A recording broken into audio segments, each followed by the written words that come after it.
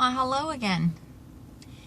We're going to do a bonus video today, another vlogish style, because I just feel like talking. That doesn't happen that frequently. It might seem like it to you because maybe every time I feel like talking I do a video and I put it up, but in real life I don't talk that much. Hardly ever.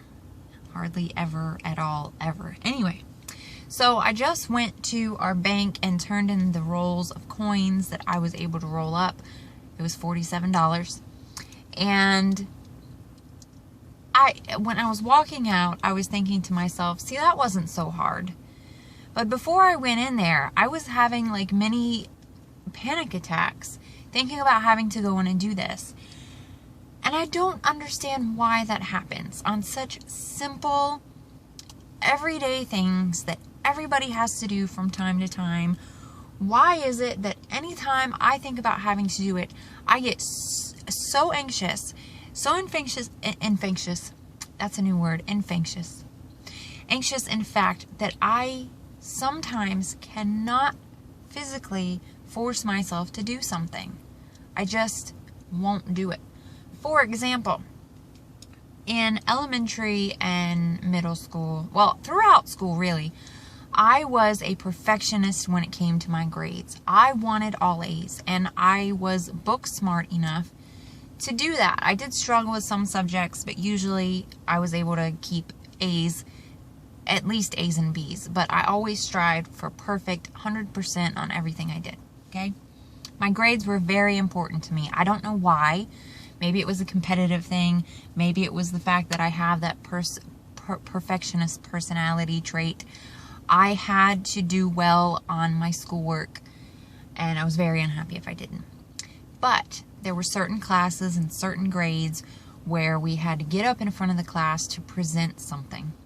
Whether it was a paper we wrote, a science project, the first day of school talking about who we are, where we come from, our names, introducing ourselves, whatever. It did not matter how many times I participated in this. And they used to tell me, when I said I didn't want to do it, they used to tell me, everybody gets nervous. You have to get up there and do it. Eventually, you'll get over it and you'll be okay. You won't be so shy. Bullcrap. Calling bullcrap, because I went through, how many years of school? We go through 12 grades. So that's 13 years of school, plus I went to college for 3 years, so 16 years of school. It's actually more than that, because you graduate at 18, but you start pre-K, or either way, I'm getting off track. 16 years of school, it never got any better. And being what I was getting at here is that the fact that it was so important to me to make straight A's in school. But when it came time to do a class presentation where I would have to get up in front of class, that is the one and only time that I would accept a C, because usually they took away half your grade if you didn't get up and present it, or an F. If they were going to give me an F because I didn't stand up in class and do my little speech, I took the F. That is how uncomfortably anxious, nervous, sick, shaky, can't think straight, feel like I'm going to pass out that I get.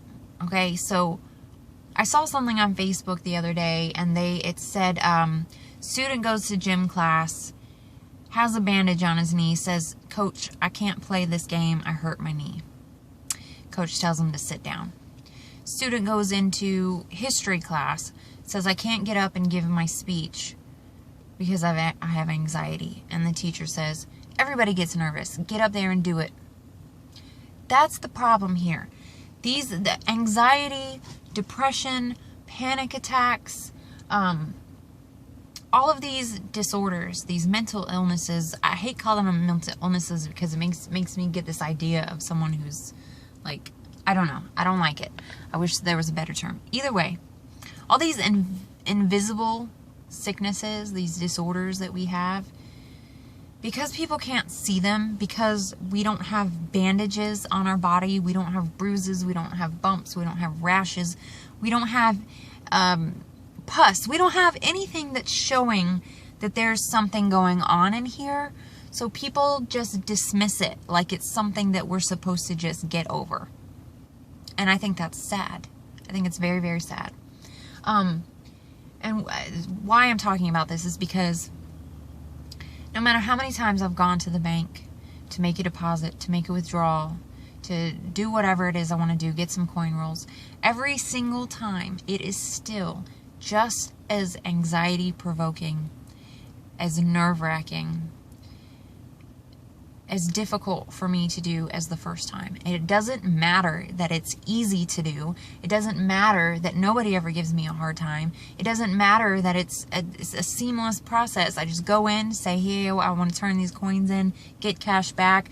Nobody's judging me. Nobody's staring at me. Nobody's saying anything to me. It doesn't matter.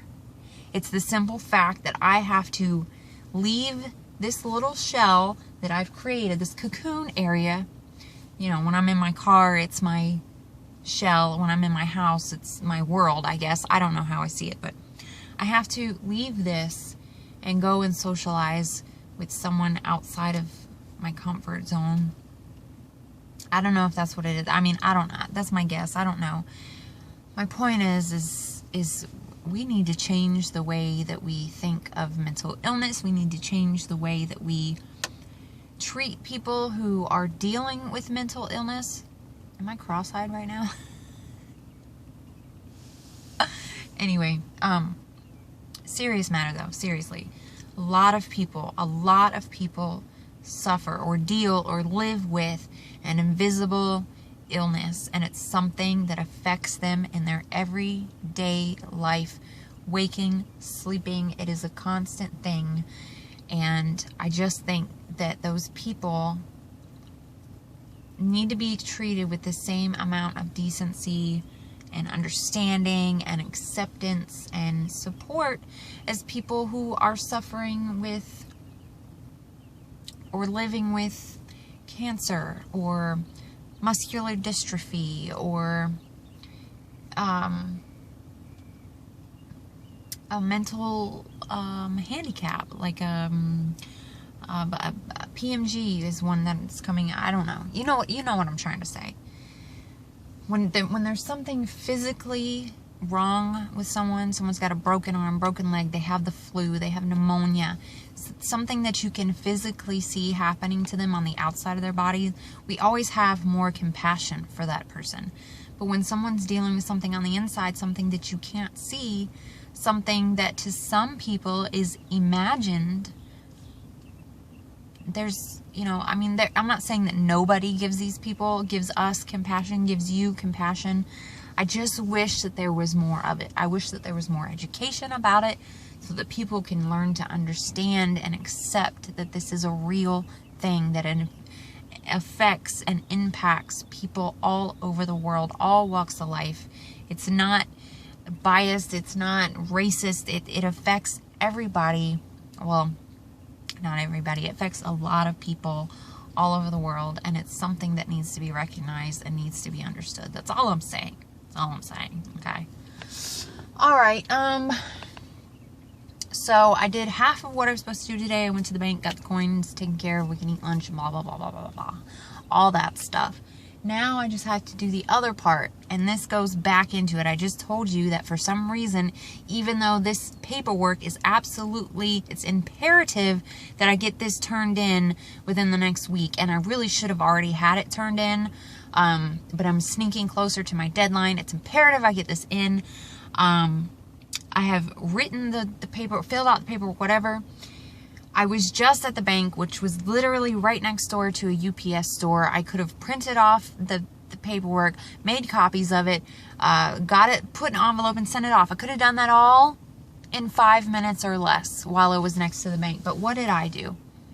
Convinced myself that it'll be better if I wait till I get home and I can get on my computer and I can print the letter instead of writing the letter, and I can make copies there, and I'll run up to the store over by my house, which isn't really that close to my house, so really I'm just messing myself up here.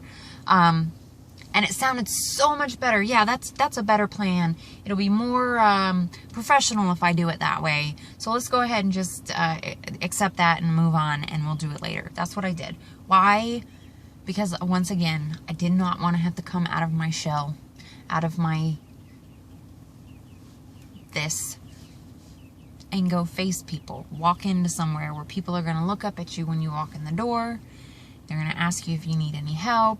You're going to have to say yes. Then you're going to have to tell them what you need. And then you're going to have to wait there with them as it happens. And then you're going to have to make small talk. And then you're going to have to tell them goodbye. And you hope they have a good day. And it's just, I start sweating. And I start shaking. And you guys know how it goes. All right. I guess I've talked long enough about what it is I wanted to talk about. I went and checked a couple of dumpsters. I didn't find anything. That sucks. I went to the pet store. They didn't have any fish in there that I don't already have, so it's probably best, because if they had some pretty exciting fish, it would have been very difficult for me not to want to buy them. And they're not on sale. I like to try to catch them on sale when they're $1 a piece. Right now they're at about $3.50 a piece, so it's probably best that they didn't have anything good in there. Eric is coming now after he empties this dumpster. We've got 45 minutes till lunch. Be eating gross McDonald's again. I am so sick and tired of McDonald's. I am so sick and tired of fast food. It is the cheapest way for us to eat, because they have the dollar menu or the 2 for $3, two burgers for $3. You really can't beat that. 2 double burgers, by the way. It's not just a regular burger. And then they had the 2 for $5, 2 triple cheeseburgers for $5. That was a really good deal. And then the $1 sweet tea. You can't, for two people to eat lunch on $3 to $4, that's pretty darn good. But this week we are going to try to go grocery shopping. I miss home cooked meals so much. I miss real food so much. And I feel like our bodies and our brains are just dying to get some real nutrition in us. You know how you feel when you get really, really, really thirsty and you're really dehydrated and like nothing you drink is quenching your thirst until you get that nice, fresh, crisp, clean water? That's how I feel. I feel like nothing I eat is doing it. Our bodies are just starving for nutrients. Anyway, I'm going to go. Thank you for watching. Thank you for listening to me ramble on. If you'd like to follow me on Facebook, Twitter, or Instagram, it's me, Christy Lee. And I will see you sometime soon. Thanks for watching. Bye.